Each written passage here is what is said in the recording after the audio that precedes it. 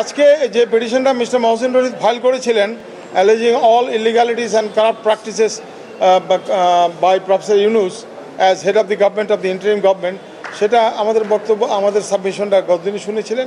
আজকে attorney general appear করছে, উনি বলেছেন এই পিটিশনটা অপোজ করেছেন অ্যান্ড ফাইনালি উনি বলছেন যে এই পিটিশনটা মেনটেনেবল না, কাজেই এটা রিজেক্ট হওয়া উচিত আর কি। সেইটা তার উত্তরে আমরা বলেছি যে না, আগের যে পিটিশন উনি মহসিন রশিদ আর একটা পিটিশন করেছিলেন আর্টিকেল 106 অফ দি কনস্টিটিউশনের আওতায়, ওই রেফারেন্সের পিটিশনটা, সেইটা ডিসাইড হয়ে থাকলেও সেখানে কোনো রুল ইস্যু হয়নি, অ্যাপিল ডিভিশনে কোনো লিভ গ্রান্ট করেন নাই, কাজে ওই অর্ডারটা এখানে বাইন্ডিং না, এই বেঞ্চের উপরে, হাইকোর্টের উপরে বাইন্ডিং না, that has not been decided. ওটা কোনোভাবেই ডিসাইড হয়নি, ওটা ডেলিভারেশন হয়নি, ওটা ডিসকাশনও হয়নি।